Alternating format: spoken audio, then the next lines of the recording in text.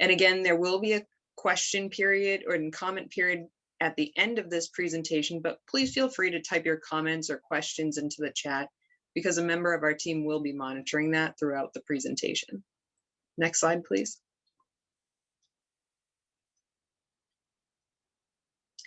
So our team, speaking of, we did want to incorporate a picture of, or a representative picture of nature, because this project, as you'll realize throughout the presentation and our various speakers, focuses on climate resiliency and achieving that by collaborating with nature. Our team consists of the 3 towns, or communities rather, of Harvard, Bolton, and Devens. From Harvard, we have a team lead of Chris Ryan.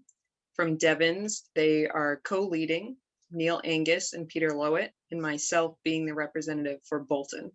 If we go back, our consultants are from BSC Group, Jillian Davies, Casey Lee, and Katie Kemen. And then from RDG, we have Keith Salzberg.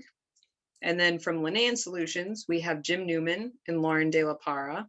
And of course, we also have Richard Birdsey from Woodwell Climate Research Center. Next slide, please. And this was all possible through not only our wonderful team collaborating and coordinating before this project started and continuing through, but also the Municipal Vulnerability Preparedness Grant Program. And I won't read through what's on the screen, but essentially it does encourage and allow cities and communities in Massachusetts to plan for and also implement climate resiliency priority projects. This helps to solidify, build, and harbor relationships throughout the community while using nature-based solutions to further climate resiliency measures, providing the co-benefits through ecosystem services, as you'll hear throughout our speakers' descriptions as well. And I would also like to thank Hillary King, our regional coordinator, if she is on the call. Thank you for helping us coordinate and also being our contact from the MVP program. So from there, I will hand it over to our next speaker. So, hi, I'm Jim Newman from Linan Solutions. I'm sorry I didn't introduce myself before. I'd just like to note a quick note that much of this work comes on the heels of work through EEA for the Healthy Soils Action Plan, which is an ongoing process right now. But I'd like to acknowledge that Tom Anderson and Bob O'Connor from EEA are in the audience, who have been key supporters and players and drivers of the genesis of this work. So thank you, Bob and Tom. So our agenda today is to go through the goals of the project, obviously, very quickly, to look at very quickly a couple of recommendations right off the top to get sort of set your view and understanding of what's going on, and then to go through what our activities were. That's going to be a kind of interesting process, and there's ways to share that, and then what our analysis process was like, and then what some of the observations and recommendations are that come out of the work. We'll then get a chance to move on to questions.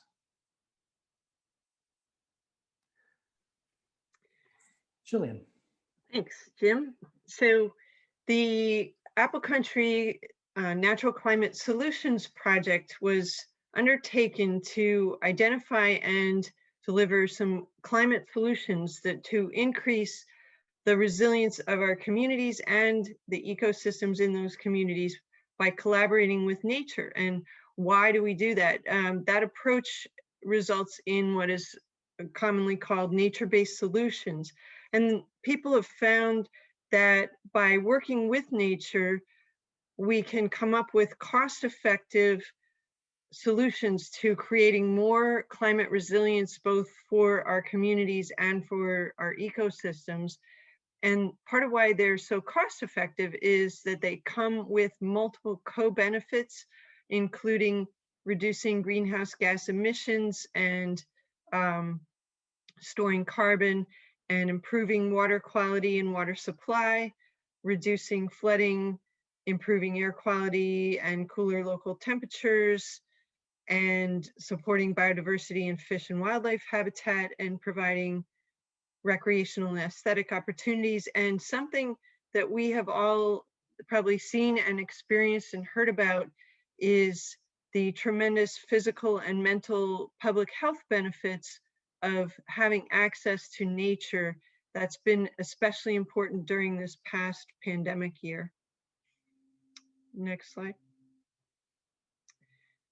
And some recommendations. We've produced, or in the process of finalizing, a fairly substantial report, and it has many recommendations. Some are high level, and then some are very detailed, very site specific, but we can kind of break them into some major categories. And a recommendation is that a top priority really should be conservation of existing ecological carbon and climate resilience. And we've created a series of maps to help the communities understand where are these hotspots in your community for producing climate resilience and storing a lot of carbon. Then another priority can be to restore wetlands, streams, forests, and soils that have been damaged in the past, because that generally improves climate resilience and often improves carbon storage as well. One thing in particular to look for is the connectivity of streams and improving those stream crossings to do a better job of passing the high velocity, high volume storm flows, and that also improves habitat as well as a co-benefit. And then the third category is improving land management through best management practices and implementation of regulatory changes that help protect ecosystem carbon and climate resilience ecosystem services. I think, Jim, you're on for this one. So our process sort of, all of these projects have, and many of you have participated in them, have a series of different ways of going about trying to pursue the project. This particular project had a core team that was about 20 people or so, maybe 25, sort of changed in certain, for when different things were needed. And we had 4 core team meetings. The first one was really focused on sort of describing the project and then what natural climate solutions are, and starting to talk about mapping. There's a lot of sort of mapping and map-based analysis associated with this project. The second core team meeting was really a gathering to start to look at what places we should look at as a team to both identify spots for nature-based solutions and activities, and also to look at places where either exemplary or more, how would I describe it, less exemplary land management practices were in place, so that we could start to understand the actual effects of the recommendations we make.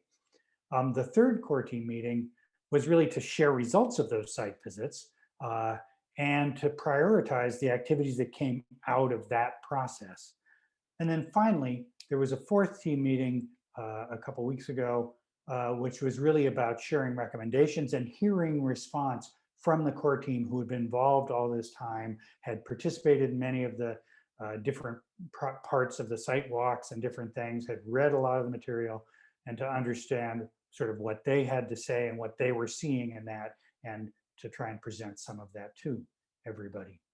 We also had 2 focus groups, which really, one was focused on agricultural land, and a term we use in this project, ornamental lands, which really means grass, and shrubs, things that are not forests, things that are people manage, that, you know, people's lawns, turf land, things like that. So the first focus group is on land that was more managed, that people touched more. So agricultural, turf, ornamental lands. The second focus group was on forests and wetlands, areas that are less managed, less touched, but have very important characteristics for the services that we're talking about, ecosystem services. So those focus groups were instrumental in sort of understanding the base practices that are in place and where the interests really were among stakeholders in the town, in the 3 municipalities, around what to look at, what to think about, and where to act. And then finally, we had some deeper individual conversations that sort of ranged from from people associated with the a couple of developments that were trying to understand how to really do land development in a responsible way, from some farmers who had very specific interests that they were trying to pursue, and from some representatives from the Native American United Native American Cultural Council in Devens, to sort of understand a little bit about indigenous land practices, and how what was important from that perspective.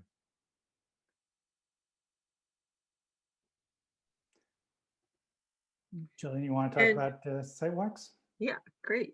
So after the core team meetings where the core team came together and we spread maps out and talked about the goals of the project and heard from the community members about specific locations in their communities where they saw a need for more climate resilience or wanted us to go take a look at it, we held 3 site walks, 1 in each of the communities, and did about probably close to a dozen separate stops in each of the communities to look for potential nature-based solution projects that could be done at those locations.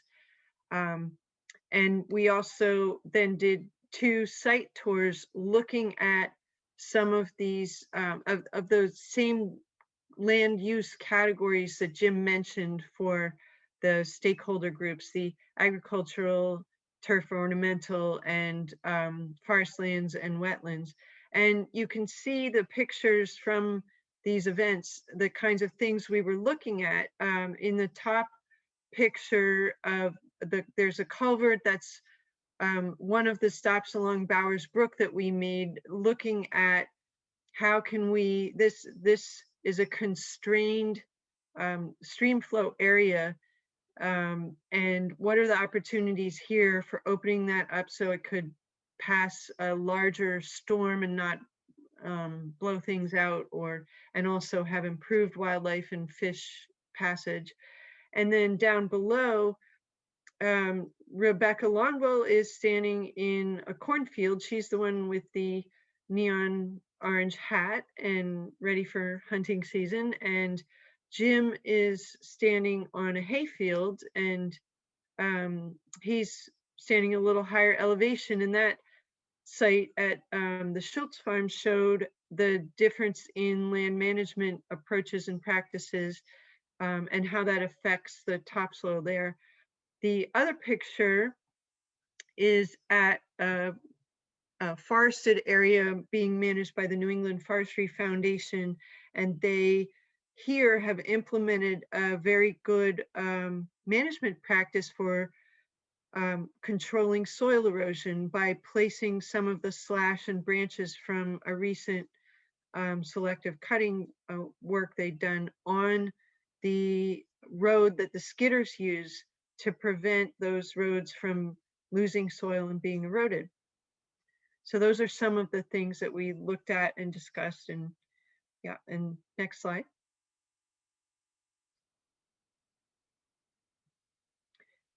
then one of the project aspects of the project is to really think about how is the climate going to change in this location. And we're really very lucky in this part of the world because the MVP program on the resilientma.org website has made downscaled climate projections that are generated by the Northeast Climate Adaptation Science Center available.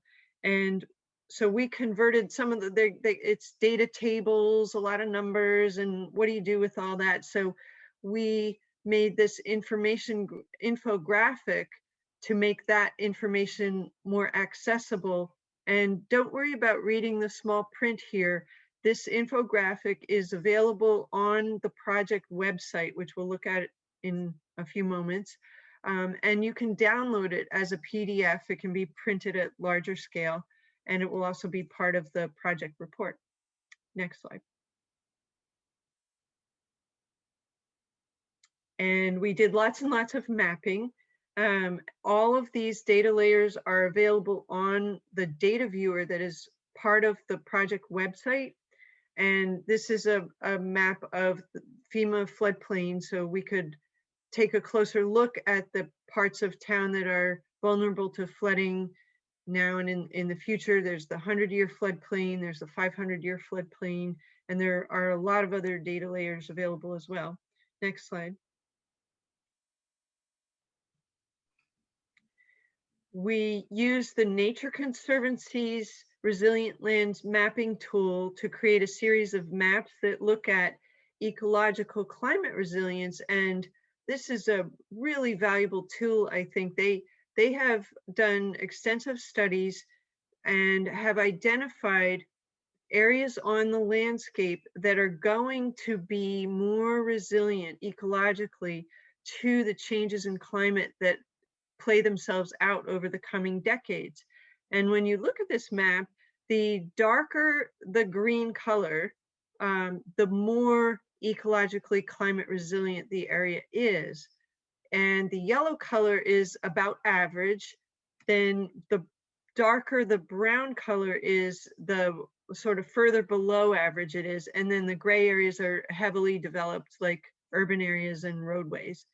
And this is a wonderful planning tool because when communities are planning where should we spend our limited resources to conserve ecosystems, whether it's forests, wetlands, whatever, you can look at this map and try to focus your conservation dollars on those areas that are going to retain their ecological climate resilience. And what all of that means, there's a lot that goes into that, and the report will have all of that information so you can really drill down as to how that's determined and what are the different considerations that go into that.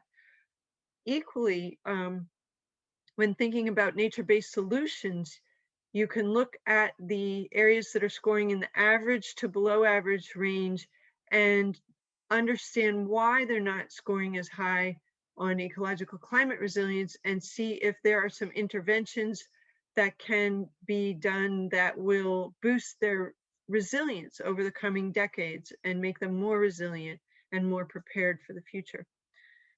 Next slide.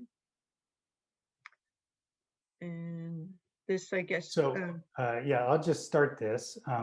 You'll find that in this project, there was a lot of mapping and analysis on a lot of different fronts. And one piece of that was some really sophisticated forest carbon analysis, forest and areas of trees outside of forests, carbon analysis done by Rich Birdsey of the Woodwell Institute. This is a table just looking at the overall sort of carbon emission equivalent flux over time. Rich, you want to speak to this? Yeah, just briefly, one of the interesting things, since these communities are in fairly well-developed areas, that trees outside of forests, that is, trees that are not normally considered part of land that would be natural forests, are performing a really valuable function in removing carbon dioxide from the atmosphere, as well as cooling homes and communities and managing the water flow and so on. So that's that number down toward the bottom, trees outside forests. And you can see that about 31,000 tons per year of carbon dioxide were being removed, compared with the more undisturbed forests, which were about a little less than twice that much. So we really highlighted the role of trees outside forests, and in the recommendations we talked quite a bit about maintaining the health of those trees, about replacing them when they were removed for whatever reason they were cut, and so on. And another thing we looked at was the emissions from forest being converted to development. There's another fairly significant source of carbon dioxide for the atmosphere. So another recommendation is to try to preserve lands, all natural lands, not just forests, from being converted to other non-forest or non-natural uses. I think I'll stop there. Thanks, Jim. Absolutely. Thank you, Rich. And just a note that all of these recommendations and all of this analysis is available within the final report when it comes out. There's pretty extensive information. We're going to say that a bunch of times. And it's both extensive and extremely interesting, at least for us geeks. Keith, you're up.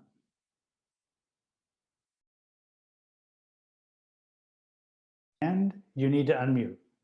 Thanks. That can add to your Zoom bingo score for the day.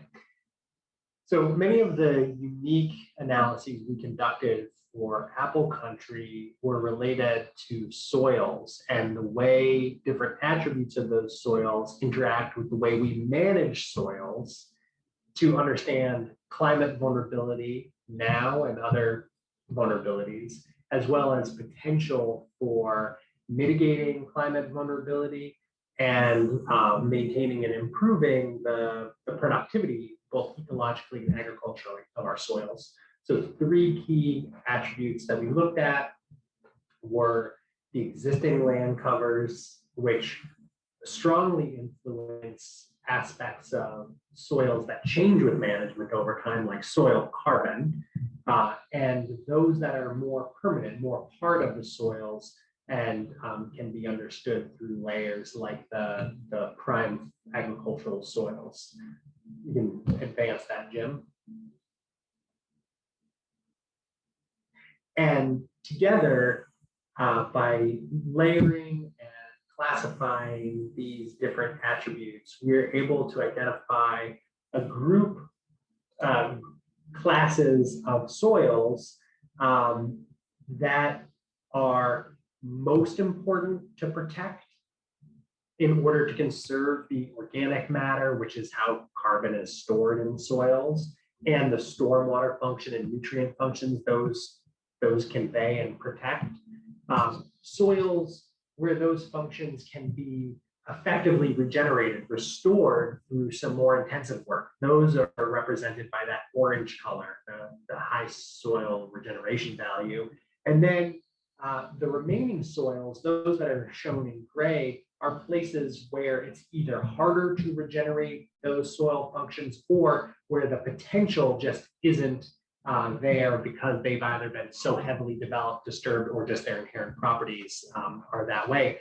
And so you can see in this table, there are a number of acres that are targeted for more intensive regeneration, more intensive conservation efforts, and then quite a number of soils that might be the place to direct development toward. This layer will be shared with towns to be used, and Devons, to be used in future planning efforts. But these and all of our key analyses can be found on the project data viewer, which Jillian will introduce to you now. Actually, Keith, let's take a sec and answer a question from Chris Ryan, which is really where So there's some, in the 2 different mapping settings that we just talked about, and there's many more available. How can the people in town tell the difference between things that need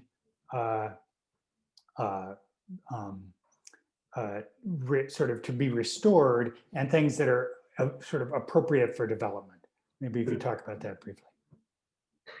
Right. Well, Jillian or Casey Lee, feel free to jump in here too.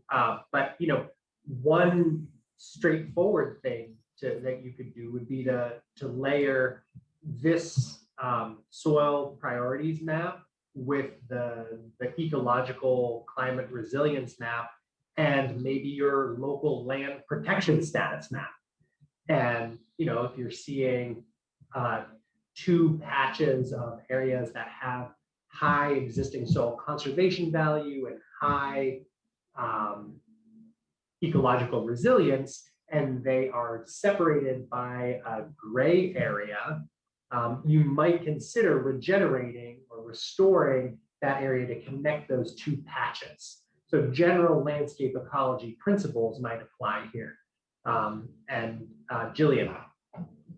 Yeah, and then you can also use that Nature Conservancy mapping system. There are many more data layers with that, and as well as some on-the-ground knowledge of the area. So you will want to understand if some area isn't scoring very high on the ecological climate resilience, you want to understand that better, and you want to understand why, because it could be for a variety of reasons. It could be a lot of invasive species, and you might want to implement an invasive species restoration program. Another possible reason is maybe the soils are really contaminated and the topsoil has been stripped off. And if the contamination level's really high, that could be really costly. And you might say, let's have that remediated to the point where it could be a development site. So understanding the why behind that is important, and depending on the why and your resources, and then depending on a whole lot of other considerations like who owns the land, and who are the decision makers and what resources are available, your decision could go in either direction in any given case. But you can definitely use a lot of the different layers to come up with more, a lot of different data layers and mapping layers to come up with more information about the why. Why is it scoring low? Fantastic. So I'm going to stop sharing, and Jillian will start sharing, and we're going to take a look at the project website because it is loaded with information. Okay, Jim, can you? Aha. All right. So, okay, so I'm just going to start the share, and here we go. Can everybody, can you tell me if you can see it okay? Just so I, okay, great. Yes. Okay, super. So you just saw the map that Keith showed you, the soil management priorities map. And here it is on the data viewer on our project website. And the neat thing about the project website, there are lots of neat things about it, but one is you can zoom in and get closer to an area that you're interested in. And you can also turn on multiple layers at once, and you can choose something else. So here's the ecological climate resilience layer that we just took a look at. And just to give you a sense of some of the other things, you can see how the 3 Apple Country communities are connected hydrologically. This is Bowers Brook, and over here is the Nashua River and the Still River. And then if you're curious about where did we go on those site walks and site tours, you can see the locations on the map. And so there's a lot you can do with that. And now I'm just going to take you to the home page. This is the home page, and we have a project statement, a purpose statement, and a land acknowledgement statement. And then there are a lot of choices of where to go. There's the project data viewer that we just looked at. We uploaded a lot of educational resources. I think teachers in the community are going to hopefully find a lot of this to be really useful, as well as everybody else. There's a table of contents here of what we're offering. Those climate projections that I showed in the slide are right up here. So this is the PDF, and you should be able to download that. And there are videos that you can watch to understand climate change, climate feedback loops, a nature-based solutions infographic, healthy soils resources, forest and climate change resources. Let's see. And some great resources from Mass Audubon here, and some fact sheets, and some articles on wetlands and climate change. All of that's there. And there's an online survey that many of you may have taken that's closed now, but you can come here to see the results of that survey. And there's a wetlands, there was a request to put a special focus on wetlands and climate change. And so we did that. We have quite a bit of information here. There are infographics and fact sheets from the Ramsar Convention on Wetlands, which is the international convention that works to protect wetlands around the world. And they have some really great fact sheets on different elements of wetlands and climate. And there's similar information for wetlands and biodiversity, and wetlands and the Sustainable Development Goals. There's a link to the Rights of Wetlands website. There's a page that has links to some really important wetlands organizations, from our wonderful Massachusetts organizations all the way up to some international organizations. When our climate change report when our report for the project is done, we will have a chapter on wetlands and climate change, which will be located here. It's not developed yet. And there's a special toolkit on wetlands and climate change and wetlands in general from the Ramsar Convention. This year is their 50th anniversary. The convention, the agreement was originally signed in 1971 in Ramsar, Iran. So that's why it's called Ramsar. And this, I think, will be particularly valuable for teachers, as well as others who might be doing wetlands education. And Casey Lee, why don't you, I'll click on this and you could, let's see. No, sorry, I got the wrong one. Explain this page. All right. Hello, Casey Lee, the landscape architect with the project. And one of the tools that we've developed to help broaden people's understanding of these things is a story map with little data markers with QR codes, so that people can encounter these in the landscape. One of the issues that we have in communicating with people outside of our professional community is that there's a lot of esoterica that goes into understanding wetlands. And one of the ways we hope to invite people in is to let them discover us. So out on some of the trails and parks throughout Apple Country, we've placed and will be expanding upon a set of trail markers. And you see that here on the left. Thank you, Jillian. And those each have a little QR code, so people who are walking out on the trail will see that, just see a title and a little bit of an image. And if they're curious, can hit that and hear us describe some small point about wetlands.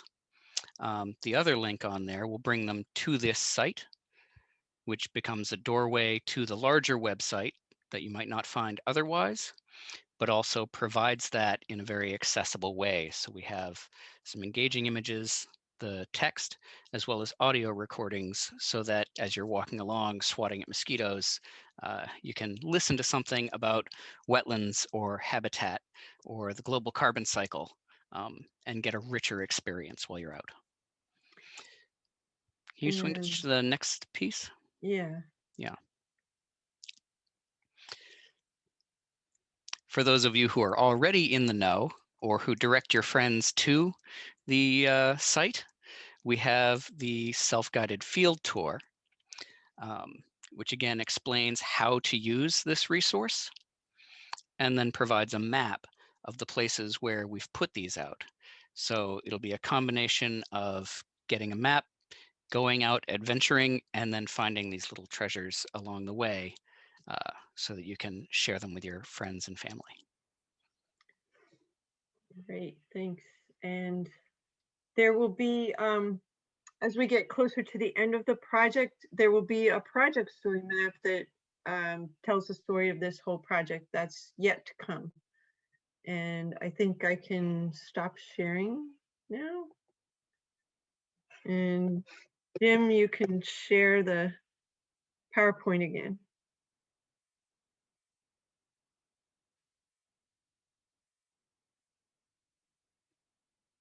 So as we make our way out of the conversation about the project website, I'll just reiterate once again, there is just a ton of stuff on that project website and lots of really interesting and fun stuff. And I personally am very interested in going out and going along and trying the field, following the map and using the story map on the field.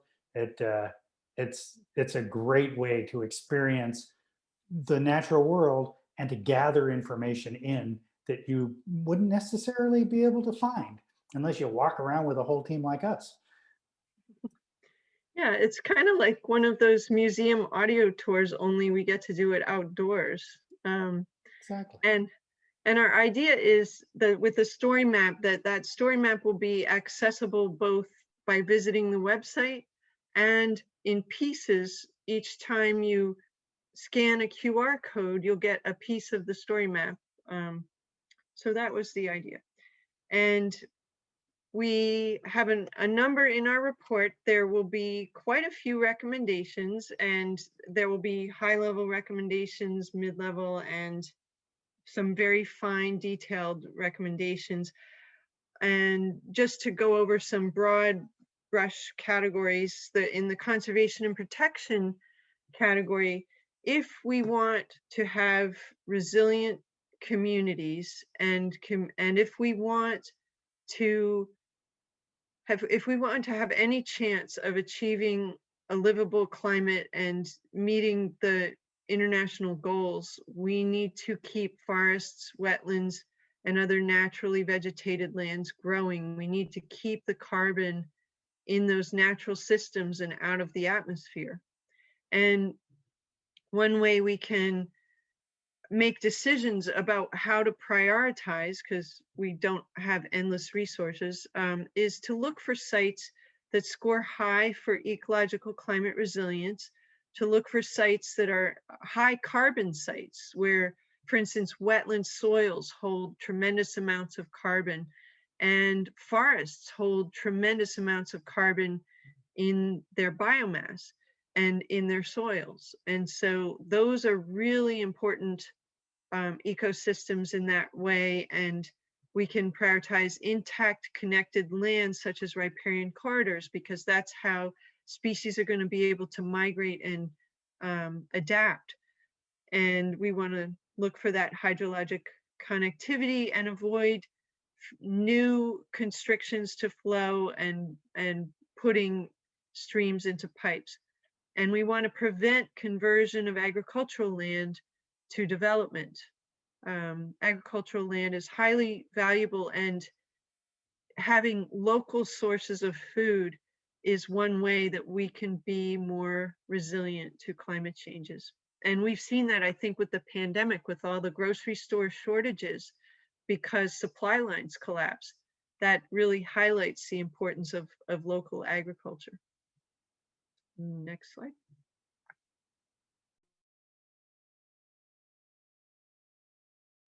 Keith, you're up. When we're thinking about restoration, many of the prioritization criteria are similar to what Jillian just talked about. But restoration is about reviving the land's capacity to support life and ecosystem functions that improve resiliency. So, you know, connecting healthy, climate resilient places that can store a lot of carbon is one way to best use the limited resources of these communities. The report will have a number of specific recommendations key to specific locations where these might be implemented. In general, reforestation and re-treeing the landscape, whether that's qualifies as a forest, is one of the most impactful things that we can do. So that might look like planting along roadways, which we call verge plantings, creating relatively small clusters of forests, and reforestation along rivers and streams. Agroforestry, agriculture that uses tree-based crops, is one way that we might achieve multifunctionality in this. So if we think about, you know, a farmer who's along a river giving up cropland to a reforestation project to reduce flood risk, that feels a little bit like an impact on that individual farmer. But if that could be done in a way that allows them to continue cropping and get earnings from that land, but that also improves climate resilience, that's a kind of a win-win. So Apple Country has almost 300 places where roads and streams cross, and many of those stream and river crossings could be upgraded to accommodate better fish passage, right, amphibians, and create more beautiful places in general. Wetlands are some of the most important places where carbon is stored, and most of us know the story that wetlands play in the maintenance of biodiversity and hydrologic health of our communities. So restoring a wetland by re-wetting an area that was drained in the past is one way that we can quickly improve both the stormwater, the biodiversity side, and potentially store a huge amount of carbon. You know, more than 6 times the amount of carbon stored in some dominant types of forests can be stored in wetland soils. So, and one project that we're looking at is the place where Jackson Road and West Main Street come together in Devon, so where there's an underground stream that could be daylighted with a riparian forest wetland complex that could help also improve potentially you know, quality of life for people that live in and around that area. So restoring these types of landscapes can have, you know, many direct benefits for people too. Thanks so much.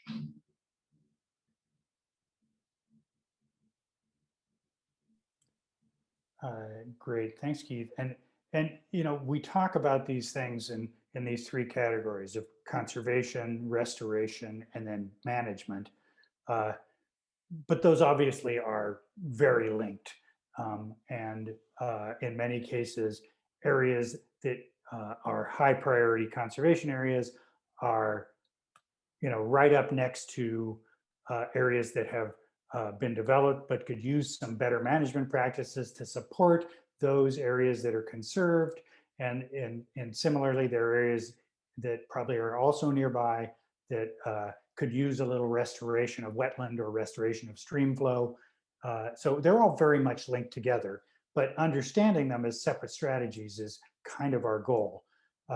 So the management part of this is really, in many ways, this is sort of the most active, the place where you as residents can play a role, and where the communities have the most agency to actually do something, to make something happen that both serves habitat and ecosystem health and increases carbon sequestration and carbon storage.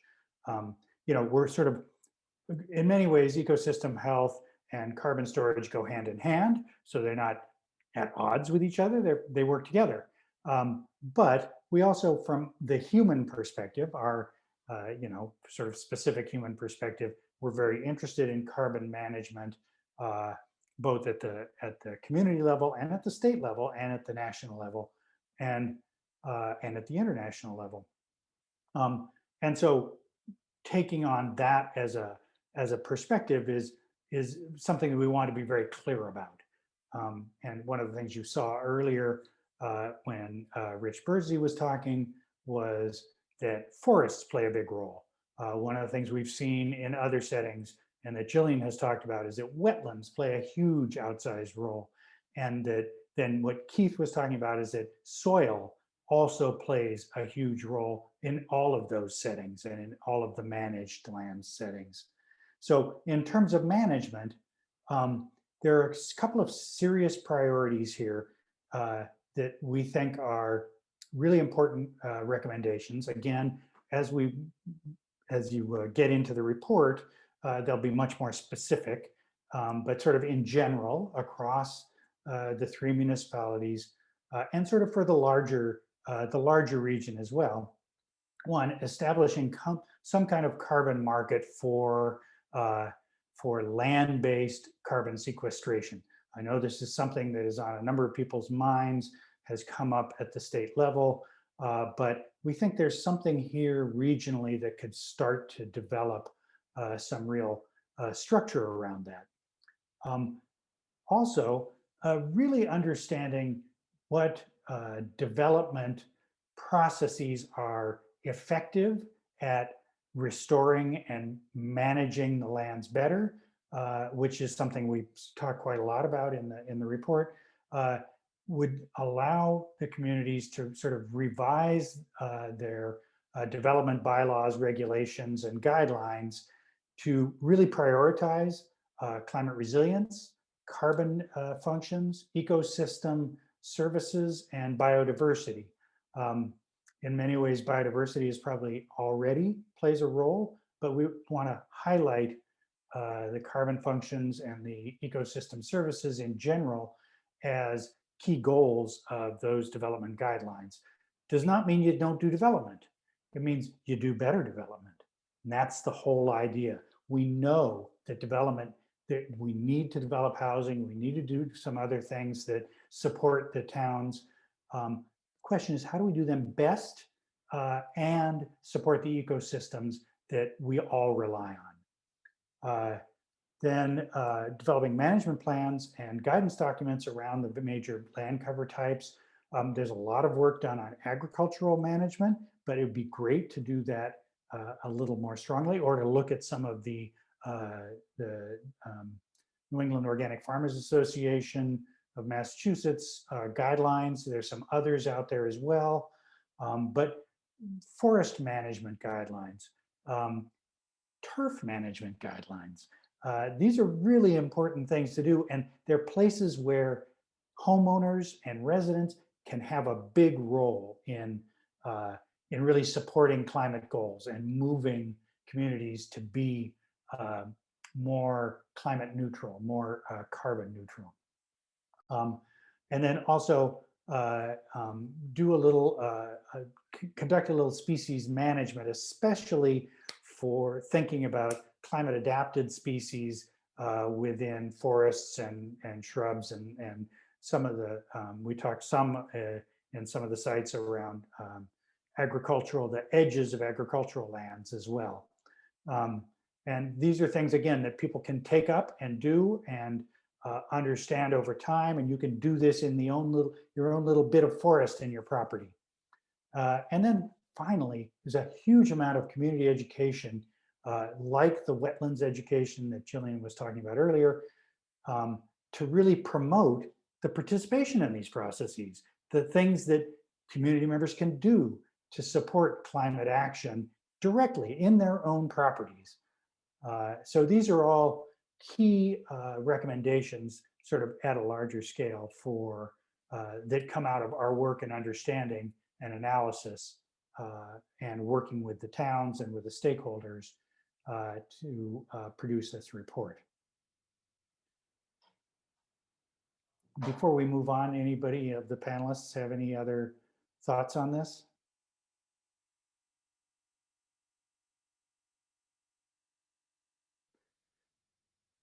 Casey Lee, you're up.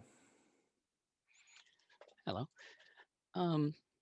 Now, at a more granular level, moving in the other direction up from development opportunities into some of those larger goals, we're looking at different types of nature-based solutions. And nature-based solutions are ways that we can either enhance ecological systems or modify our development in ways that support those ecological systems.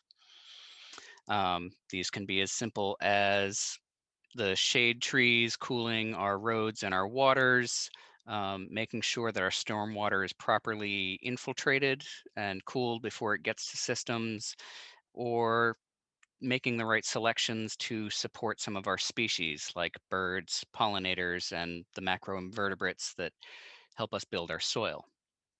Move to the next one.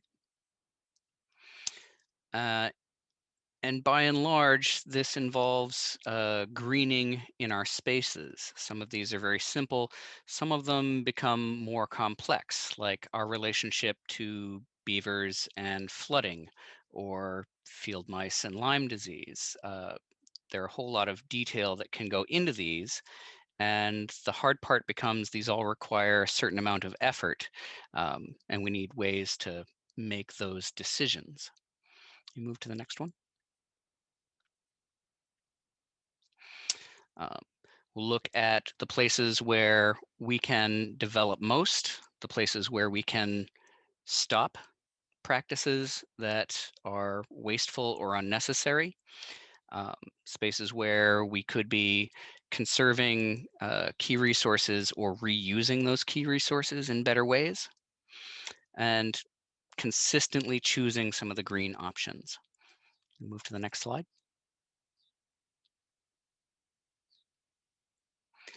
Now, there's a whole lot of data associated with this. It's at a very granular level. So we've built in some tools in the report, and you can't really read this on a slide, but I'm just trying to introduce you to how the tool provides that service. What we've done is a matrix of nature-based solutions. So down the column on the left, we have a list of different types of nature-based solutions that could be applied in different ways. And then across the top, each of these columns, these are organized for each town or district and by each of the sites that we visited or spaces that from the maps we saw as key criteria. Now you have to decide what's the best investment of your time and energy. So to facilitate that, we're measuring these sites and these projects in two ways. We give them the color system. The blue is a good, green is better, and the red, pink is the best for how much they contribute to carbon sequestration, water quality, or habitat value, those sort of things. And then inside that, we give them a low, medium, or high relative to feasibility. Because sometimes a project that may be a terrific thing to do for the environment could be on private land. It could already be paved. There could be other threats to it. So that would have a lower feasibility. There are other things that you can do fairly easily, but they don't give you as much value.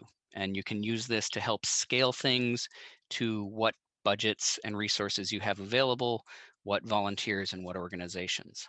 Move to the next one.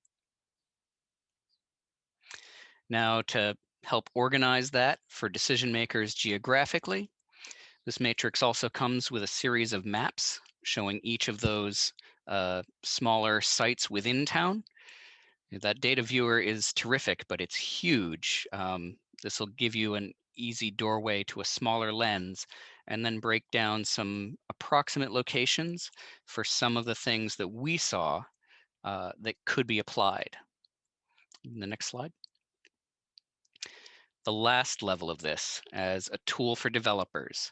Again, you're not going to be able to read it here, but we want to show you what is in the package you'll be receiving. We take each of these nature-based solutions as a project and provide memoranda. These are simple short sheet that spell out some of the things you'd need to know from a planning and permitting perspective, so that you've got a clear vision of the feasibility and what the barriers might be to any one project you would choose to pursue.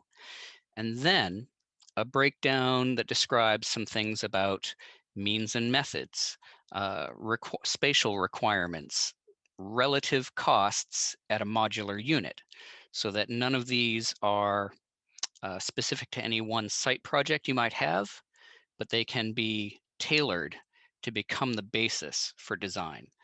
This helps to break down the gap that we often see between really well thought out planning records that provide a lot of the background, and then the gap between actually developing a project on the ground when you don't have a fully developed, schematic or construction document plan.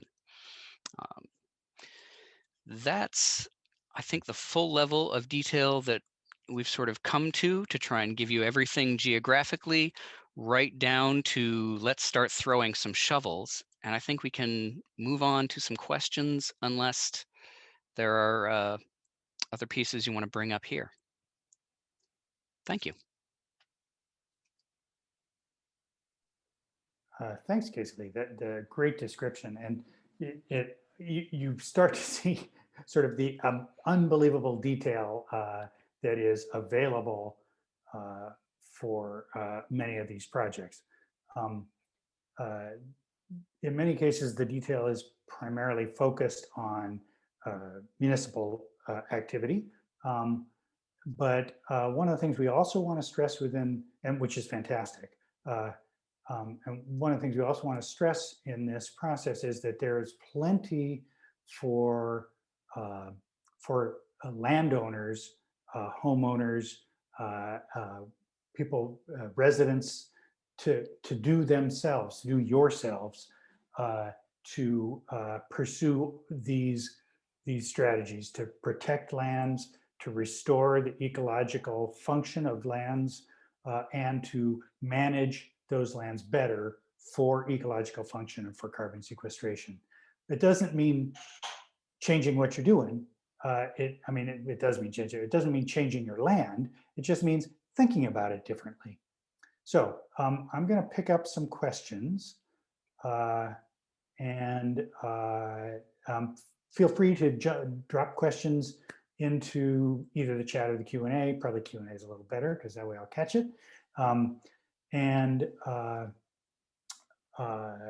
we'll go ahead and provide some thoughts to this. I'd just like to note that this team is a very broad interdisciplinary team, and it has been a real eye-opener, a real pleasure to work with this team and to bring all of these different perspectives together into each of these conversations. So Brian has a question: is there a general outreach or education plan so the various boards and committees within each town are aware of the work and understand its value and importance? Jillian, I will let you talk about that, and maybe Rebecca, maybe you can talk about that a little too.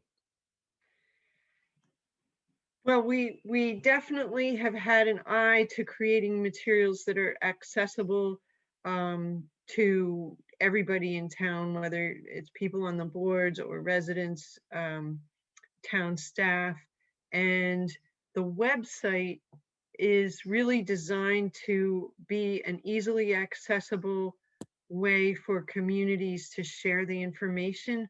The report, some of the sections of the report will get their own place on the website.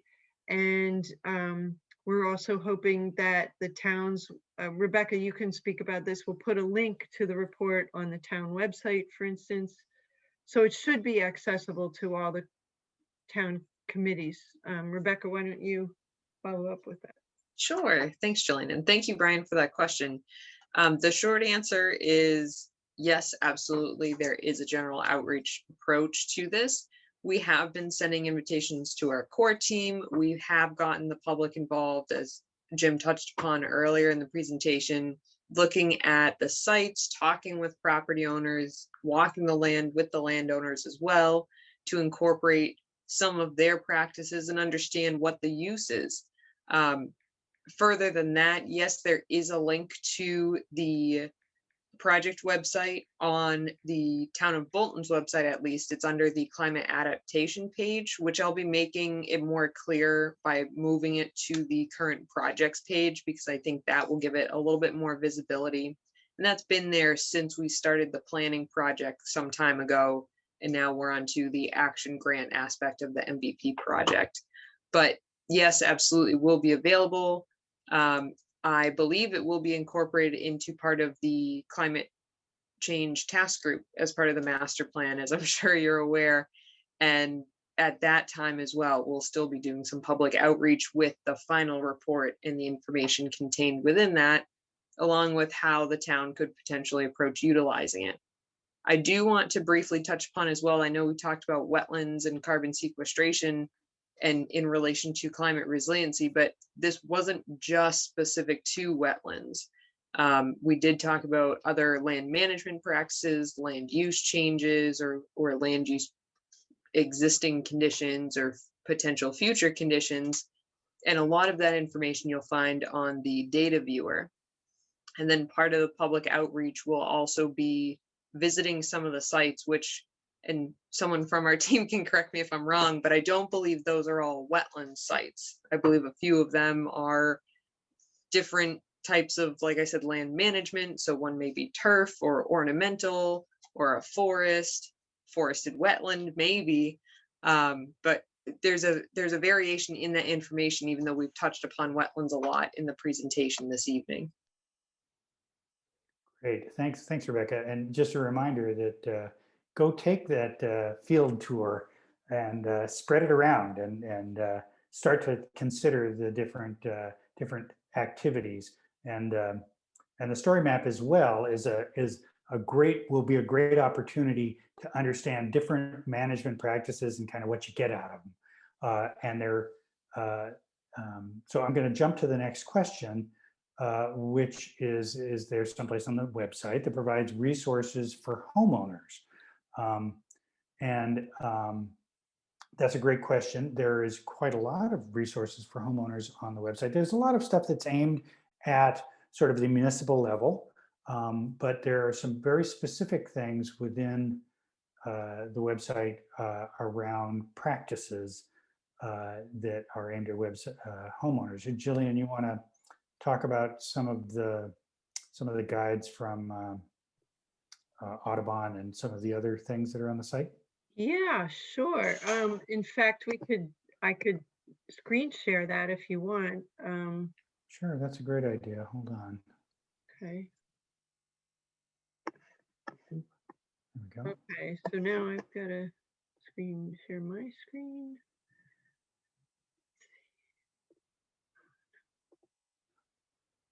Okay. So if we go to the educational resources, for instance, if you're curious about how exactly is climate change going to play itself out in your area, you can take a look at that. And there are these general education things. This is a nature-based solutions infographic, so you can get more of an understanding, and it may give you some ideas of things that you could do on your property. The healthy soils resources, the NRCS soil health fact sheets, that's going to help you understand how to develop better healthy soil on your property.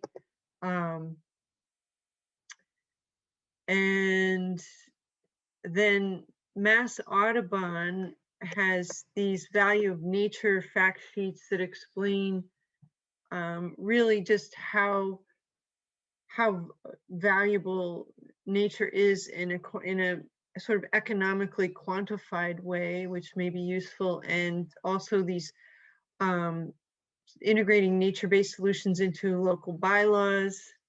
And then there are articles about wetlands and forests and climate change. The other thing that, you know, as we have, this project is ongoing until June 30th. So we will be adding to this.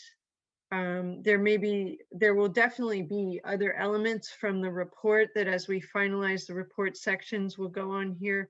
One of which is the report. One of the requests from the towns was to have a section that placed all of this into the global context, what's going on globally. And so we have some reporting material about a number of the global initiatives and efforts to address climate change and biodiversity loss. So we will post that up here, which will also be valuable to homeowners and citizens and educators. And I think we'll be able to also put some more forest specific information up here. Possibly some of that nature-based solutions information. So I would say keep an eye on this as it's going to continue to develop between now and June 30th. Let's say also at a backyard project level, a lot of these are the documents that inform what's best. And if you get a copy of the report out of the website, many of the nature-based solutions are at a scale that you can read through those memos describing a project and implement something yourself, provided it's within permits. Yeah. That's great. Neil Angus from the Devon's Enterprise Commission also notes that Devon's is going to be working pretty closely with that Neil and Peter Lowett will be working pretty closely with DPW and the boards and commissions to bring this information to them to sort of manage how they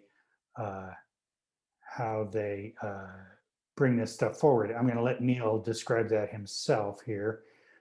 Neil, I have allowed you to speak. If you unmute yourself and you can go ahead and talk. Thanks. Can you hear me, Jim? Yep.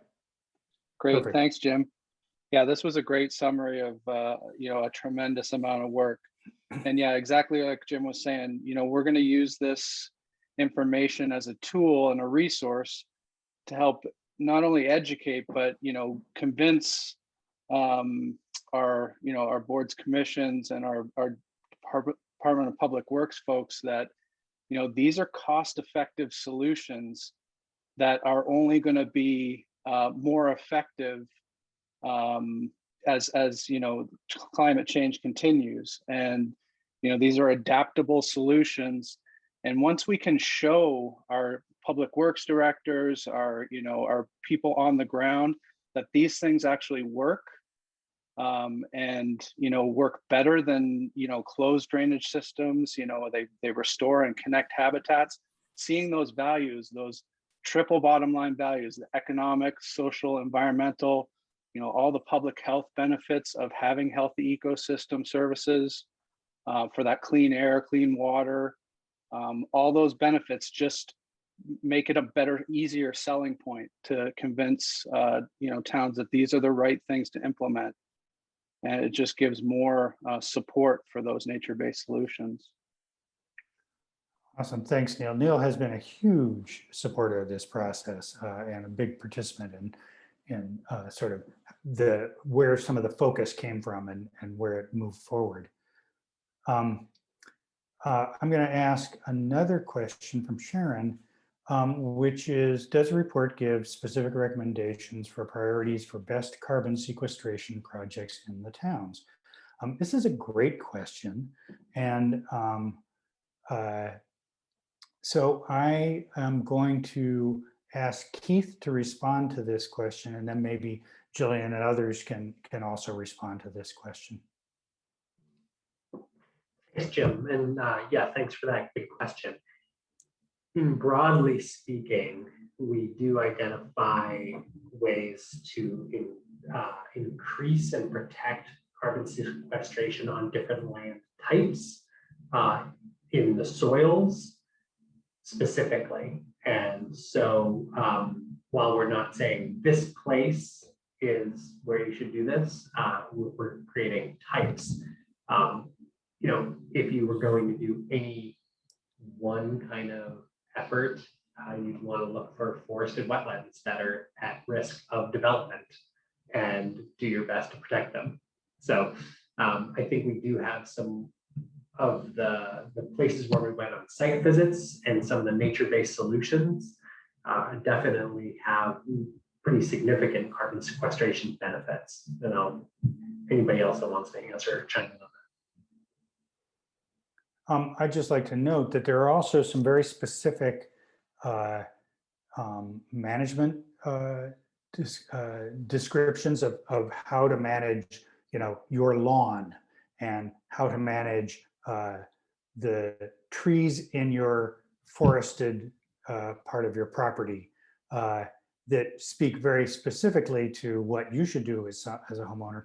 Also, that priority lands map speaks pretty directly to specific areas of town. You can zero in and start to pick particular places, especially then when you overlay it over the ownership and resilient lands initiative, or not initiative, but the resilient lands mapping.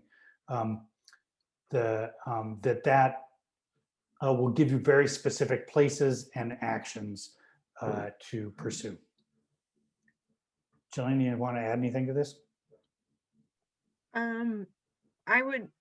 I would also say that the mapping tools can point you to specific locations as we discussed. Mm-hmm. Yeah, that's great. That was sort of the whole idea of the mapping. There was a lot of analysis that led up to it, but really what we ended up with was some maps that show what to do where, essentially, and that's super valuable and quite interesting.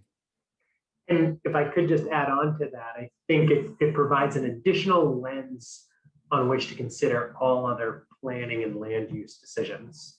So you can say, well, what are the carbon implications of locating this facility here versus here? Or encouraging development in this location or that location. Exactly. Okay, that is the questions we have. Please feel free to drop another question or thought into the Q&A, and we'll be happy to get to them. Just to sort of, as we kind of wrap this up, trying to think a little bit about what are the next steps? Where can we take this this work? How do we move into a sort of stronger perspective on land as and the ecosystem services that are inherent in land, and how to restore those services, how to rebuild those services, and how to protect the places that are really providing high levels of ecosystem services. Any final thoughts from our crew? Hi. One of them maybe Neil's stating he added okay, I won't read. Yeah, right. So incorporating some of this information, if not all of it, into the town comprehensive master planning processes. So that is exactly it's a timely opportunity for Bolton at the very least, and I'm sure Harvard and Devon's as well, because we are currently working on doing an update to our master plan. So this will be directly integrated into that and encouraging some of those practices. It can certainly influence, I know someone inquired about bylaws or regulations. It definitely has the ability to do that as well. Currently, our administration is really focusing on these measures. This actually comes from the EEA directly, the funding source anyway.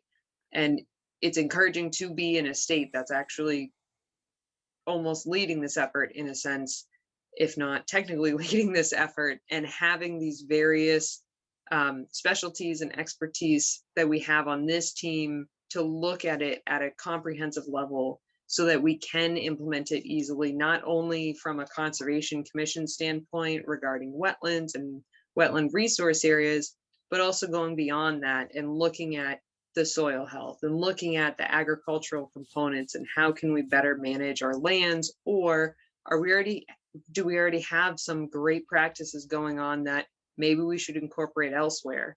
And then working with communities like Devon's, who's already integrating some of these nature-based solutions or looking for specific locations on site. I think there's a lot of opportunity here in the near future to be utilizing this information right away. And I think the snapshots, I'm going to call them snapshots, but in the matrix and the memorandums help, at least from a municipal level, answer and address a lot of the questions that really slow down the process, I would think, in terms of, well, where do we start? How much time is it going to take? How much money is it going to take? Where is it even going to go? This project helps us answer a lot of those questions and get that extra step closer to implementing on the ground.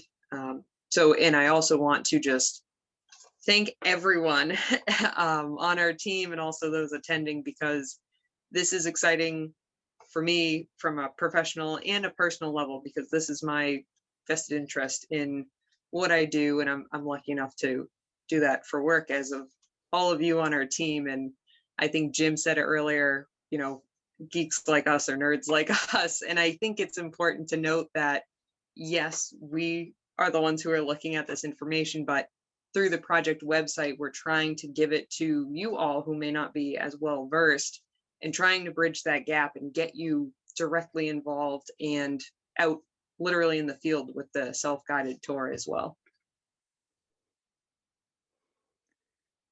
Thanks a ton, Rebecca. You are so eloquent in this process. I'm going to close with a sort of an interesting comment, and that is that Hamali sort of says, well, have been to some other things with sort of talking about the state and losing forest cover to development. Now, this is a topic that is very close to our hearts. So this is a big part of why this work is being done, is to understand both the value of the lands and what happens as development happens, and how to both conserve the places that are the most important from ecosystem services perspectives, and to manage the process of development better for those ecosystem services. That's a big focus of this process. And I know that this is a topic that is close to Bob O'Connor's heart. Bob, would you like to speak about this at all? I will allow you to speak, and you can say no.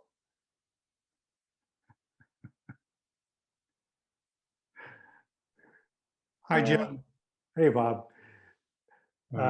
Is this the topic you'd like to weigh in on briefly? Yeah, just to repeat the question, I was moving my computer around. Sorry.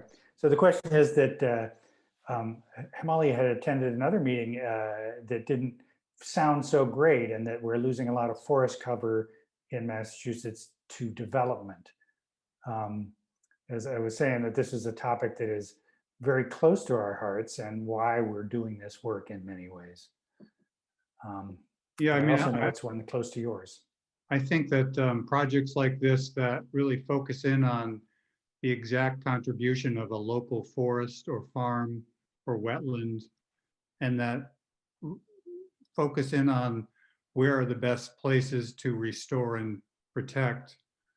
And I mean, I thought that's as far as this project would go, but I was thrilled to see the level of detail for the nature-based solutions that implement those ideas, all laid out, which really puts kind of one of the reasons I think nature-based solutions and forest conservation and tree planting and restoration, they're all good for a lot of reasons, but when you kind of put them all together as to what they can do collectively for a community and the climate resilience, it's pretty powerful. And so I'm really excited about this project and how it kind of lays out, puts it very close for the town to take the next step. Whereas before this, I think it was just too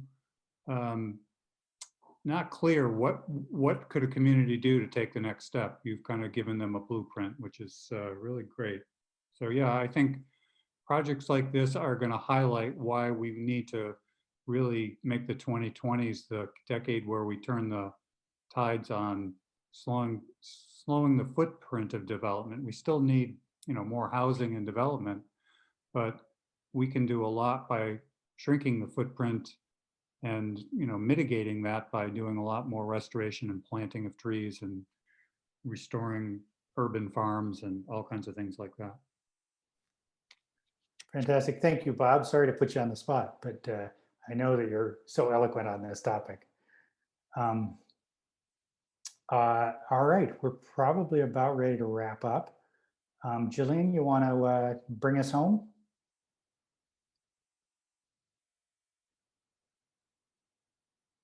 Oh, you're probably muted. Yep, you are muted. Haha. Sorry.